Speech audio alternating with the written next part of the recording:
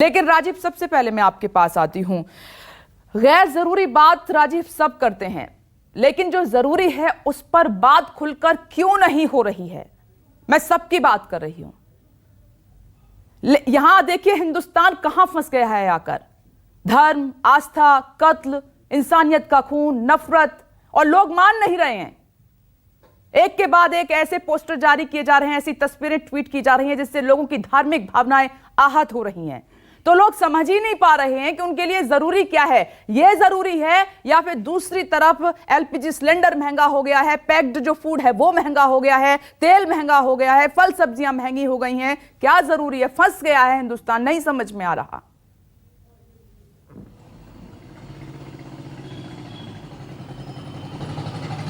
देखिए विपनेश, जो हालात आज के हैं, देखिए हर समय राजनीति का और समाज का अपना 25-30 वर्षों का एक समय चक्र होता है और उसी हिसाब से उसी माहौल में चीज़ें चलती रहती हैं। इस वक्त का माहौल ऐसा ही चला हुआ है। देखिए मार्क्स हमेशा एक बात कहता था, एक फिलॉसफर के तौर पर, राजनीतिक विचारक के तौर पर, कि धर्म अफीम का नशा है। अगर आम आदमी को उसकी आम समस्याओं से दूर उसको ले जाना है तो धर्म का चश्मा मुलम्मा चढ़ा दो। अपनी उसकी एक मान्यता थी, क्योंकि वो धर्म को नहीं मानता था।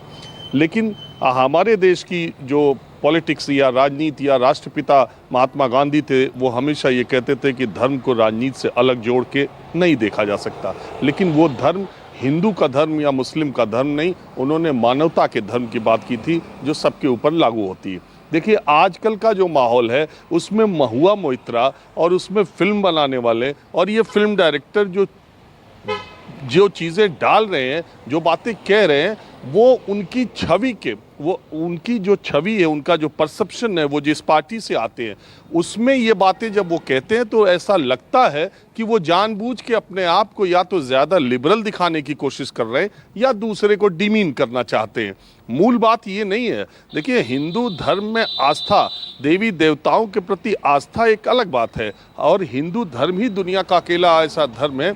आस्था एक अलग चीज़ है, रीति रिवाज और परंपराएं अलग चीज़ है। मैं अपनी बात करूं, मैं खुद हिंदू हूं। मेरी जो कुल देवी है, हमारी कुल देवी के मंदिर में जब मेरी शादी होती है तो वहाँ पर बलि दी जाती है और मटन मेरे गांव में प्रसाद के तौर पर बटता है। जब मेरा बेटा पैदा होगा, पहला बेटा, तो भी वही पूजा होगी और मटन, हमारे हिंदू सारे हिंदू हैं और वहाँ ब्राह्मण पूजा कराते हैं उस मंदिर में, और वो मटन हमारे गांव में प्रसाद के तौर पर दिया जाता है। मैं अपनी मूल जगह की बात कर रहा हूँ, अपने गांव की।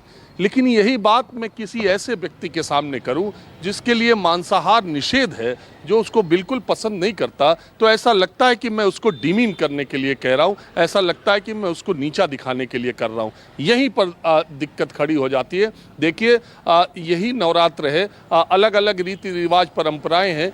बंगाल में आप जाएं तो बंगाल में 9 दिन है। सप्तमी के दिन जब ये माना जाता है कि माँ देवी अपने मायके वापस आ रही हैं, उस दिन खूब औरतें सजती हैं, खूब नए कपड़े पहनती हैं, गहने पहनती हैं, और उसी दिन सप्तमी के दिन बंगाल में मटन बनता है, बाकी दिन मछली बनती है, और हर तरह के पकवान बनते हैं कि देवी माँ घर वापस आ रही हैं उनके स्वागत के लिए।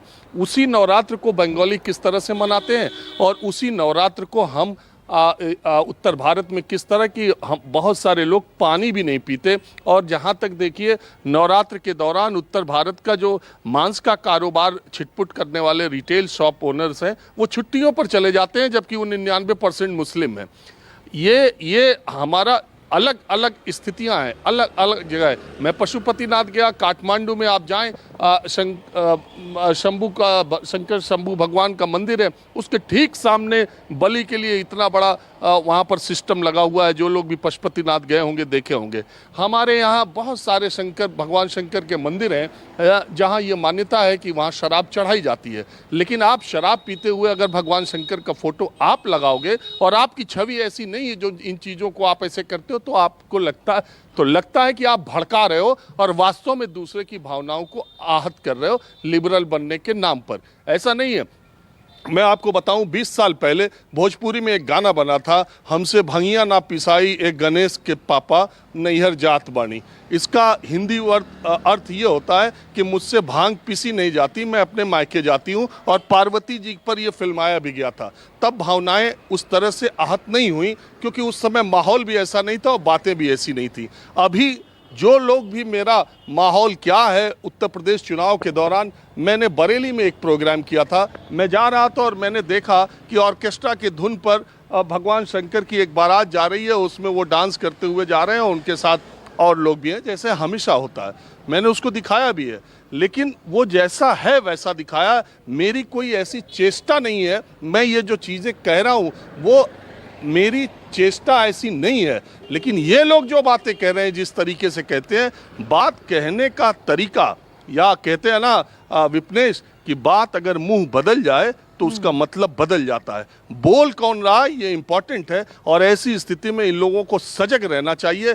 जानबूझ करके ऐसा लगता होता है। और फिर दूसरी बात है कि इन्हीं मुद्दों को अगर आप ज़्यादा बढ़ा दें, ज़्यादा उठा दें, तो देश के 125 करोड़ लोगों में से कितने लोग हैं जिनको पता चलेगा कि डॉलर की कीमत 80 रुपये हो गई है और इससे फ़ायदा किसको होता है। डॉलर में जब पेमेंट होता है तो देश पर क्या बीतती है, और अगर रुपया कमज़ोर होता है तो क्या होता है। सिलेंडर का मामला कहाँ पर गया है, जो छात्रों के रोजगार का मसला है वो कहाँ पर है। अग्निवीर के विरोध होने के बावजूद इंडियन एयरफोर्स के जो अग्निवीर की फॉर्म डालने वाले लोग हैं वो 7,94,500 हैं। अपनी ये सारी चीज़ों के बारे में कितने लोगों को जानकारी है। सेंसेक्स कैसे उठा और गिरा, कौन कौन सी कंपनियां पीछे बढ़ी हैं, कौन कौन सी गिरी हैं, आम आदमी का पैसा सेंसेक्स में कहाँ लुटा है और आम खास लोगों का कहाँ बढ़ा है, किस किस संगठनों में कौन कौन लोग कहाँ कहाँ हावी हुए हैं, कहाँ कहाँ कैसे। ये फहरिस्त बहुत लंबी है विपनेश, और भी लोग हैं पैनल में। राजीव, आपने सही कहा। ये तब जाएगी ना कि डॉलर कहाँ पहुंच गया, रुपये के मुकाबले एलपीजी सिलेंडर कितना महंगा हो गया, दूध दही जो पैक था उसकी कीमत कहाँ पहुंच गई। जब ये धर्म के नाम पर जो हिंदुस्तान उलझा हुआ है, आस्था के नाम पर उलझा हुआ है, इससे निकलने देंगे तब जाकर उस तरफ जाएगी ना नजर। लेकिन हाँ, न्यूज़ 24 गैर जरूरी मुद्दों पर बात हर कोई उठा रहा है पुरजोर तरीके से, लेकिन जरूरी क्या है वो हम उठाते रहे मुद्दे, उन पर बात करते रहेंगे पूरी ईमानदारी के साथ, क्योंकि हमारी जिम्मेदारी है कि हम बताएं कि आपके लिए जरूरी क्या है आज के समय में। नमस्कार, मैं हूं मानक गुप्ता। अगर आपको हमारा ये वीडियो पसंद आया हो तो इसे लाइक और शेयर जरूर करें, और हां, हमें सब्सक्राइब और फॉलो करना ना भूलें ताकि आप देश और दुनिया की कोई खबर मिस ना करें। तो जुड़े रहिए हमारे साथ और देखते रहिए न्यूज़ 24।